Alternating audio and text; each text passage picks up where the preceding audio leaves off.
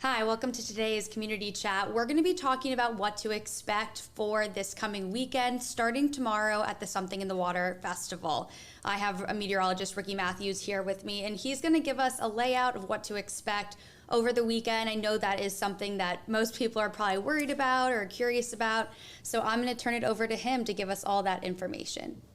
All right, thanks, Sarah. Yeah, let's dive into it here because that is going to be a big thing through the weekend, not just for Something in the Water, but generally across the entire region. We have a lot of events going on, and a lot of those may be impacted by the weather on Friday and Sunday especially. So let's kind of start with the near term, Friday, and that's going to be the day where we see a lot of rain in the morning. Now, that's good and bad because with rain in the morning, a lot of times your atmosphere will kind of work itself over, and sometimes that will allow for us to not have as much fuel or not have as much ingredients for afternoon showers and thunderstorms. But the question tomorrow is, do we see any breaks in the clouds? And if we do see that, we could have a couple opportunities late in the day for some showers and storms. So here's Future Track kind of showing you how things are going to evolve. Notice tomorrow morning, 4, 5, 6 a.m. Look at all the rain, heavy rain at that too. So the morning commute tomorrow, the commute anytime tomorrow morning before about 10 a.m. is going to be a wet one. There'll likely be some ponding of water on roadways and some just downright wet conditions. But by midday tomorrow, you notice a lot of that rain is starting to push its way to the north and east. It's towards portions of Delaware, Maryland. Not seeing as much across Virginia and North Carolina, which means we could see a few breaks of sunshine. If that happens, watch what develops later in the afternoon. A couple isolated showers and thunderstorms along the warm front that try to move through as we go into the late evening and into the overnight hours. So if you're heading out to Something in the Water on Friday, definitely bring the raincoat early and just make sure you have a plan in case there is some rain later in the day. Of course, lightning is the big concern for any outside event, and Virginia Beach Emergency Management Department, and I'm sure the folks with Something in the Water are going to be watching that closely in the event of any lightning that does pop up. It's not safe out there in the beaches, and they'll likely, kind of clear the beaches like they usually do even in the summertime if thunderstorms approach. So that may be a concern late tomorrow if any of those pop-up storms develop. The question is, where do they pop up? We can't tell you with certainty they're going to pop up over Virginia Beach versus Chesapeake, so kind of have to just watch the radar tomorrow afternoon and make sure you stay weather aware. So let me give you a closer view of Future Track here. Going through the day today, notice there's a couple showers to the south, but overall a decent day. Heading into tonight, well, that's when the rain comes in. 6, 7, 8 in the morning, heavy rain, ponding of water on roadways, maybe even some isolated flooding for that morning commute. Then tomorrow at midday, a lot of the rain has pushed out, but there's still some scattered showers around, and we'll expect to see that till around 2 o'clock. But then look down towards Ahoskie, Franklin, Wakefield, areas of Suffolk. Notice there's a few breaks in the clouds. That's where our opportunity for some thunderstorms comes from, and those push towards the east as we go through the evening. So there is a chance through the evening hours of a pop-up shower or storm moving through, really all the way into the early portion of the overnight and into Saturday morning. Saturday, though, a little bit better news. Looks great. I don't expect any issues for Saturday. Maybe a spotty shower somewhere in the area, but rain chances much, much lower, only around 20 to 30% for Saturday. Sunday, well, we have a little bit more rain coming our direction as the second weather system approaches. So with that, we'll see a chance for rain building in late morning into the afternoon. Some of that, once again, could be locally heavy during the afternoon hours. Should not be as much wind with this, though. Tomorrow's going to be kind of a breezy day. Friday should not be as much of a breezy day as this system pushes through. But pretty much any time during the day on Sunday, a chance for some isolated to scattered showers across the area, maybe even a rumble of thunder late in the day. Rain chance around 60% on Sunday, 20% Saturday, and 70% tomorrow. So tomorrow is certainly the rainiest day in terms of heavy rain in the morning, but in terms of when the concerts happen, Sunday may be the wettest day overall as we see kind of those on and off rain showers through much of the day. That could also keep temperatures a little cooler, so don't get locked into that 75 just yet. It may be a little cooler on Sunday, especially towards the coast. So, Sarah, it doesn't look like the worst weekend overall. Saturday looks great. I know that's when some of the biggest concerts are, Saturday evening, so it looks good for those, but Sunday it does look pretty wet once again.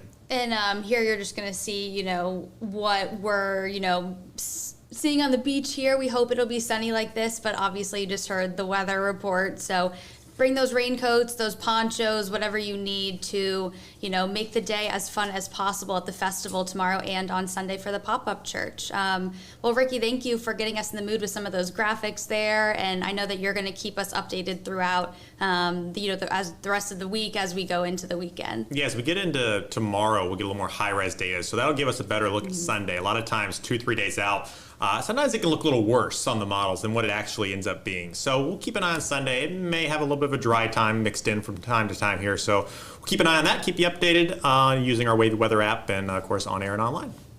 Awesome. Well, Ricky, thank you so much for joining us. And then now we're going to take a second, and then we're going to turn it over to some of our WAVY reporters to give you some more intel on performances, community stages, and more. So thanks so much, Ricky. Yep. Now we're going to turn it over to our Cameria Bray, who is just off the morning, taking a look at some of the Something in the Water camping, community stages, how things are setting up. Those are some of the stories she's been covering this week. So I'm going to bring her in just a second, but if anyone has questions in the chat for any of our reporters coming in, for anyone that is looking to, sort of give you some extra intel before it starts, figure out maybe how you want to plan your schedule, what it's going to look like for you, maybe some of those lineups you're looking at. So I'm going to bring Cameria on. She is ready to tell you everything from the festival. Here we go. So here's Cameria. We're going to bring her on. Now you're seeing some helicopter chopper 10 shots of the beach. Cameria is with us in the studio. This is her first time actually in the studio. How do you like it? This is nice. I'm glad to be here. Hello, good morning, everyone. And yeah, I was at the beach this morning from 4 to 8:30, and was seeing things getting moving, and they're look like they're pretty much almost set up with everything. A lot of crews down there, a lot of golf carts of people going back and forth between the two stages that are about 8 blocks apart from each other, the two main stages for the festival. So I'm super excited, and so. Yeah, you want me to talk about some of the community events that's happening? Absolutely. I mean, you've been covering a lot. You've done community events. You did a look at camping today. So if you want to start with community events and talking about some of those artists, I think that'd be great. Yeah, I talked to 2 local artists. One is Devicia Mack, and she grew up in North Carolina, but she's lived in Chesapeake for more than 10 years now, and she's an R&B and pop singer. She's going to be singing at one of the community stages, which are free, and she'll be at the 24th. I have my notes I'm looking down at right now. She'll be singing at the 24th Street stage at the Love at First Sight stage on Sunday between 5 and 7. We do have her story online at wavy.com, and then we're also going to be sharing her story again on Sunday morning. So she's one artist, and she said it's a Cinderella story for her to perform at this level. And it wasn't her first time performing this at a big event like this. She's opened up for some big artists, rappers, Trina and Soulja Boy, so she's super excited to do it again, and in Hampton Roads. And the second artist that I talked to was Fly Poppy. He is a rapper that's from Virginia Beach. He grew up on the Bayside. He's super excited about performing as well. And we were talking, when I was talking to him, we were talking about just how much this area has been through as far as some of the very serious tragedies that's happened within Hampton Roads and within the whole state. And he just said he wants his music to uplift people. He said he wanted to be a vacation. He wants his music to kind of take people away from the issues that they're happening, that they have been having. And we also have his story online as well. And then I also talked to one of the coordinators for one of the Love at First Sight stage, 24th Street stage, Teen Lamb. They're putting this together. They've coordinated some events during the Mighty Dream Forum, so they're super excited to put this and to really showcase the local talent that is here emerging in Hampton Roads. And yeah, I also have their story online as well. So, and I know Brett Hall has talked to some other local artists, so there's a lot there. There's going to be more than 100 artists. There's also the community playlist if you want to check out and hear some of the sounds from those performers. If you can't make it there, we have that online as well. Great, and I think Brian's going to talk a little bit about some community stages, our digital reporter as well, and just give a little bit more of a in-depth look at what to expect. But your coverage this week, from music performances to some of the areas that people are staying at, you've really covered such a a sliver of people's experiences here, and we'll just see what's in store for the weekend, because you will be down there at the beach, and we'll figure out how the weather is impacting people, what kind of food vendors they're liking, who are they most excited to see. So stay tuned for all of that information to come. So now we're going to actually bring on another guest. So thank you so much, Kamaria. No problem. We're going to bring on Brian, who is going to talk to us. You hear some clapping in the background. Get excited for a little community stage information. Brian has been taking an in-depth look from the start of really when the lineup dropped, and he took a look at who was local. He took a look at who to expect, what their connection was. So he's really been giving us an in-depth look at everything going on since the very beginning. And I am gonna bring him on now and sort of let him introduce what's going on those community stages and some other intel. So Brian, thank you for joining us. Hey everybody, I'm usually not on the TV on camera, so this is actually kind of fun for me. But one of the biggest new things this year with Something in the Water is they have a bunch of community artists. It's something that they really haven't had before. A lot of local performers. It actually kicks off tonight at the Bunker Brew Pub. It's on 21st Street, and it's called The Kickoff. And it's presented by RVG Management and Airwave Music Group. And you might know that is Pusha T's music label. So that has some big local and national connection, of course. So that event's tonight at 7. It goes from 7 to midnight, and it's got a bunch of really, you won't want to miss this.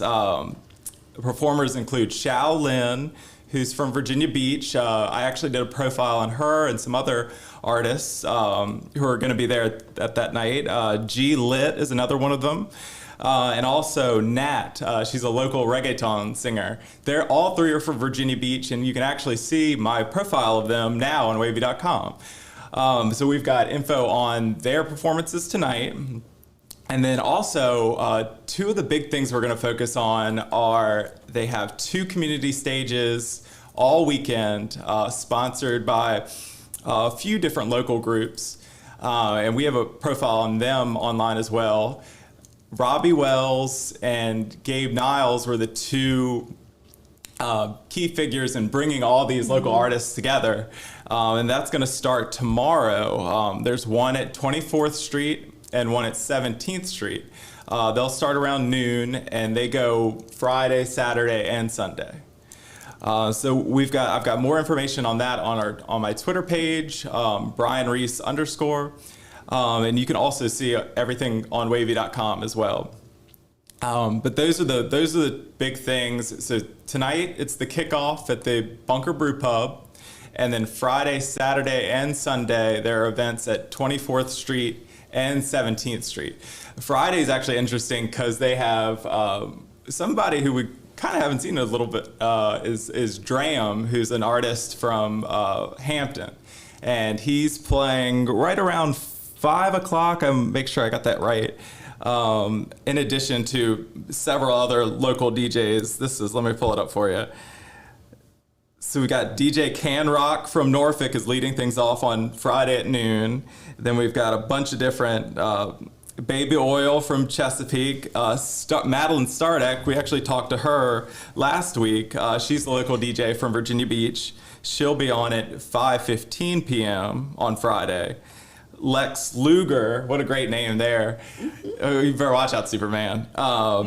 He's from Portsmouth, actually. He's coming on at 6 o'clock. And then, it's Dram and the Bakery Boys, 6:30 p.m. So you won't want to miss that Friday at 17th Street. And all this, remember, is free. That was the big thing that they wanted to have this year. Whether or not you have a ticket to the actual main event, you can go see these local acts. And Dram, is a pretty big national name, too, if you've heard the song Broccoli. Those are some of the big events. A lot of free stuff to do. That's one thing that they wanted to have. A lot of community vendors. At the 24th Street stage, they'll actually have a bunch of community vendors and stuff to do for the kids. They're going to have a talent show. They're going to have all these different things. I'm looking through Fridays right now. They've got, this is the Area 75. Let me pull up. And what you're seeing on the screen here too for B-roll is you're seeing some of the shots of the posters, with the times and the schedules. And then you can also head over to WAVY.com to sort of see a more in-depth look at that list. Brian has been, covering these artists since the very beginning, and I know that you yourself might check out, some of these community stages this weekend. So, get ready to see Brian out and about. Yeah, I'm definitely gonna go see these guys. It was great talking to them, and of course you can see more of my profiles, talking with some of these artists on WAVY.com right now. On Saturday, for example, the 24th Street stage is Gabe says it's going to be more like a campfire, kind of a cookout, bring everyone out kind of feel on Saturday. And that's going to start at 10 o'clock on Saturday. They're going to have a pull-up, what's called pull-up and pitch. That's hosted by Black Girl Ventures and Black Ambition. So that's entrepreneurs trying to get their name out there, promote their products. We have a talent show at 2 o'clock on that stage. Teens with a Purpose, that's a local group that we've covered a lot at WAVY. At 3 o'clock, they're doing a poetry reading. And then a bunch of other different events that day. Gabe says, I don't want to give everything away. I want you to come out and check it out yourself. So definitely come out there and have fun. And it's all free. It's all free. There's a ton of different events, from music to those pull up and pitch, competition-esque, activities and more. So, thanks for giving us a laydown of what's going to happen this weekend. And, I think if you want to take a more in-depth look at some of these community stages, please head to wavy.com. There's a comprehensive guide. Brian has done a lot of background research on and interviews really with some of these people. So you can actually get to know the artists that you're going to see this weekend. And you can follow me it's at Brian Reese _ on Twitter, where I'll have more updates through the weekend. And also on my Instagram page, it's B_Reese, my nickname. So you can follow me there too. Awesome. Thanks, Brian. Thanks you. for coming in. We have one more guest for you all. He is just going to come in 1 second, and it's somebody that that has been covering this for quite a while, really, and has been on the ground, seeing the different developments each day. And so I think, it'll be exciting weekend, and he's going to give us a look at sort of what to expect on some of that. So in a second, we're going to bring in Brett Hall, maybe do a little bit of some background too on sort of the developments this year for the festival. So here is Brett in the studio. This is not Brett's first time in the studio. He's been in for election coverage. How come I didn't get an applause, Brian? Oh, Brian. Your sound operators. He's been in for election coverage before, and we talked about the casino. So he's been giving us sort of a layout of a lot of different, topics in here, but he's in here for something in the water. And he's been on the ground too, seeing some of the developments actually from the beach and how they've been putting this year's show together. So Brett. Yes, sorry. Andy Fox was trying to call. He must not be watching. So this is the second time I've covered something in the water. I was coverage of the inaugural in 2019. This year's a lot different because of the two stages is really, I don't even know if we understand the whole, the length in which that's going to change the experience for some people. I've already been hearing from some people that aren't sure how they're going to see two of their favorites at the same time. I guess you're going to get a lot of exercise because that's the only way to get from one end of the beach to the other, 11th Street to 3rd Street, to see these acts. So that's going to be different. The community stages that we've talked about, that's new. Robbie Wells, the executive director that we spoke with, Brian and I, he was saying that he feels that they didn't hit the mark in previous Something in the Waters, either DC or the first Virginia Beach one, in bringing enough local talent. So he thinks they are righting that wrong this year. What he views as a wrong, a lot of other people would say they loved the first festival just fine. This is just making it better. I'm trying to think. What else should we go over? Can you talk about the pyramid? I know you saw that. Oh, the pyramid. Yeah. So Pharrell is now the fashion director for Louis Vuitton, menswear fashion director. Mm-hmm. And that really happened in the last 40 days. And he convinced Louis Vuitton to come and help bring an art installation. It is a 30-foot tall pyramid that looks like it's made out of sand. It fooled me, but it's really wood with amazing painters that made it look like sand. It's 2,500 square feet. There's lights in it, so it'll be lit up at night. And just one of the art installations. The first year we had Kaz Is that the name of who was Kaz? That was the big inflatable. That's not here this year.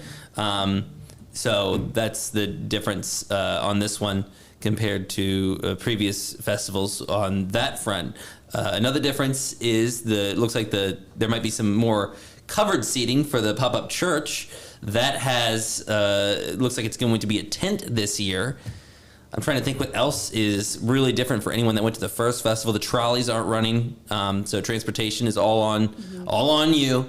So the trolleys are not running this time because they have a little bit more of Atlantic Avenue closed off and have pedestrian traffic only than they did in the past, I believe. I'm trying to think of some other big updates that are really important.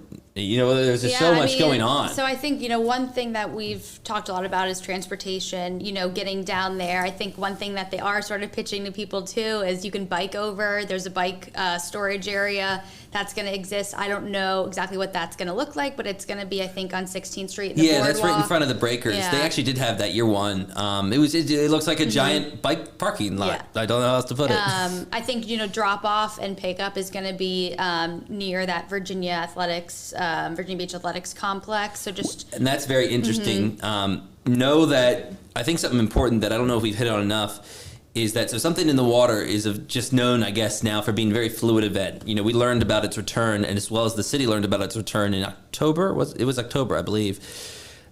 There is a women's conference scheduled for the convention center this weekend because the convention center is not being used by something in the water other than police and fire this time as a command center. And the sports center, which was not open during the first Something in the Water, I didn't know this, that volleyball can be associated with Grand Prix, but it's something with a volleyball Grand Prix. I did a little exploring. They have listed on their website, hey, there's a big event that's not ours also on the ocean front. But the parking is reserved for them over there. So parking, Madison Pierman's been covering it, but really it's that shuttle. We just learned a few moments ago that the former McDonald's, managed by one of our very own editors here, that was leveled last year, is now a brand new parking lot. There's going to be some parking there, but not much. McDonald's on 20th and Pacific Avenue. But other than that, if you're planning to go, it seems like the shuttle pass might alleviate your concerns because yes, the convention center has those big open lots, but you have a conference there and you have a volleyball tournament. At least that's what I'm going to call it, a volleyball tournament at the sports center. So that's really important. Don't want to get down to the beach and then not be able to have a place to park and then have to turn around to the amphitheater. Right. If you're trying to catch your artists and then trying to get in with your passes and everything. But Madison Pierman, as Brett said, it's a traffic and transportation guide that's on WAVY.com. And so that, is the best place to look, I would say, for information on road closures, how to get there. I think the shuttles start running at noon tomorrow. And so, line up, get your place in line to get down to the venue. There's Pyramid. What'd you say? There it is. Yeah, it's impressive. It's very impressive. And Brett, do you have any more about some of those, speaking of sports, stuff we can play on the beach? They don't have the basketball court this year. Right, they don't have the basketball court, but they have it's what's known as Play, and it is the Black Girls Tennis Club, which was founded in part by Pusha T's wife, Virginia, and as well as World Soccer, World Street Soccer. I need to double check. I apologize. I didn't have my notes up. But they are going to be having, I'm not sure how it's going to work tomorrow, but now I think Ricky was just saying the rain could be clearing out by their noon start time So noon to 4, Friday, Saturday, they're going to have open play, but also some matches with some clubs around here playing soccer on the beach, playing beach tennis. So different paddles, not a clay court, but they're going to have that out there because people liked being able to get active, and getting active is very important to the people. Hold on a second. Andy Fox, we're on the Facebook chat. Hold on a second, okay? So I'm just going to take it over for a second. What you're seeing here is just some of the Chopper 10 footage. Here is the pyramid that they've been speaking about. And you can see crews pretty around the clock, it seems, have been, working on this. And it's a pretty big area. I mean, Brett, can you just speak you've been down there? I mean, this is a pretty big area that it's covering on the beach. Well, so this morning at 7 o'clock, they closed off the boardwalk from 14th down to Rudy Loop. That's no longer accessible for the rest of the festival. Surfers have until tonight. They can go around the edge of Rudy Loop walkway, which is also going to be closed at the end of tonight. So that's all part of the festival grounds. We're learning just a little bit ago that some of Mike Standing's restaurants, Chick's and Waterman's, I guess because of a new procedure, this was very different than in 2019, that because of the security concerns, which I think we can all admit are very different than just 4 years ago, they can't have those restaurants that have the outlets to the festival be a part of the festival, or they either had to put up the gate, they had to put up a wall there. So I'm still actually just learning about that, which is very interesting. But they can't serve regular customers, so I guess they're choosing to operate for the festival. We're learning. I got a question off the bat on what does that mean for the meals tax sponsorship agreement. Does that mean now all the Waterman's proceeds also go directly to the festival? I don't know that yet. I have a call into the city to find that out. Another thing we're looking into, here's something that I actually haven't broadcast yet. Let me pull this up. It's about Airbnb. So the first time the festival came here, Pharrell actually, I don't know if partnership is the right word, but promoted using Airbnb, people to open up their homes. Airbnb sent me an email yesterday saying that they did some research on where people are coming from.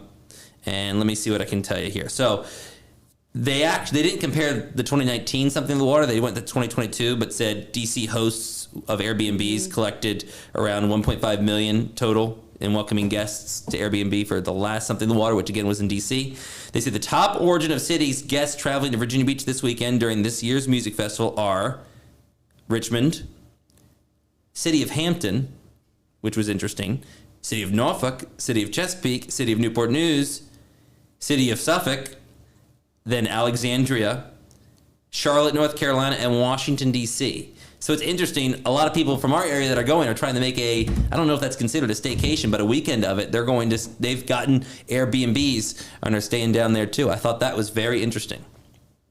And I think there are still Airbnbs available. I did just do a little, we did a little search yesterday just to see. And honestly, I mean, some of them seem pretty close. There are some that have, reviews of over 40. They have Superhost. So, I mean, there are really Airbnb options that are not new that are still available if you're still looking. Real quick, we have a question, about what locals can do without tickets that is not music. I think a lot of this festival obviously is centered around music. I know A Seat at the Table tonight also will have art. It'll have a panel. It'll have food trucks, opportunities to network and talk to different people in different creative industries. So I think that's a good opportunity. Tickets are still available. I think they're $25. They're donation based. So if you're looking for an activity around something in the water that might, yes, have music as a component, but has other stuff going on, I think that's a good option to sort of see what the festival's about. And I'm assuming, at some of these other events too, there are options for speaking to people and hanging out. We listed some of the games going on, and those are opportunities where music isn't the focus. But this is really a music-focused festival, and so I think the goal is to bring out local talent. To there's something in the water and in the talent here. So the festival was a lot about.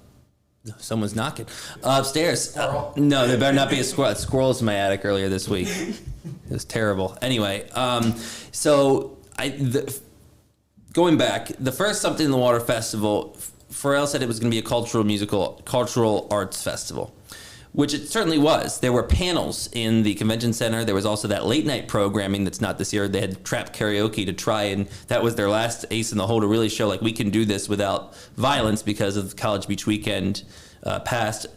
I'm not going to go into all that right now. Maria Elena has a piece at 6 o'clock on WAVY News 10 about that. But he noticed that a lot of people really didn't attend the day panels. They wanted the music. So he split up kind of what he originally envisioned for Something in the Water. Something in the Water became all about music-centric, and the Mighty Dream Forum, first year it was Elephant in the Room, then it became Mighty Dream Forum in Norfolk, that has become where those forums are. Now that also is a ticketed event now, but there are still, as you mentioned, some forums. There's a couple tomorrow, one at 1, I think, talking about health at the 31st Street.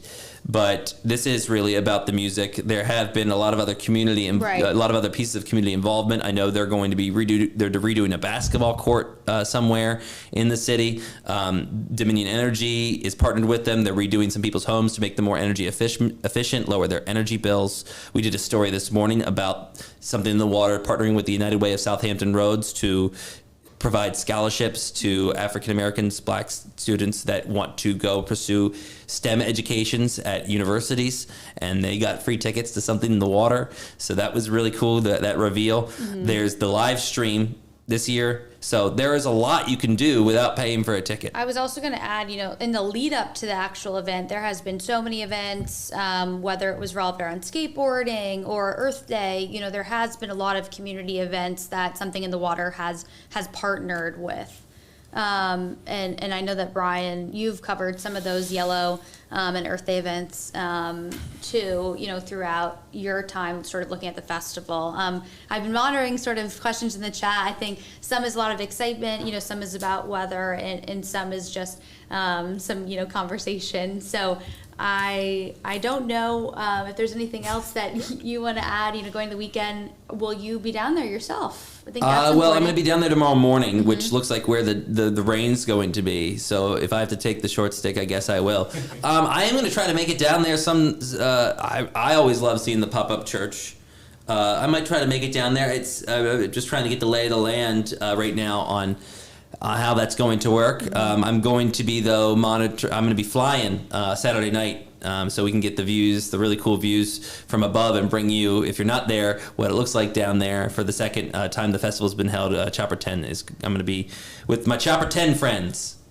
And I think, that's the one other free thing that I just wanted to highlight. We mentioned it a Chopper little 10 bit rides? earlier. Oh, yeah, those free? Maybe free. But no, the pop-up church that you did talk about on Sunday, I know that it might be a little bit of a rainy day, but that's a free event. It's taking So place in much its fun. own area, and they have a whole lineup for Sunday. So, if you can make it out to the pop-up church, that is a free event. And I think there's a shuttle there too. Now, it might be with participating churches, but I know there's a shuttle, and that's not from the amphitheater. That is from Military Circle Mall in Norfolk. There's some sort of shuttle to get people to the pop-up church.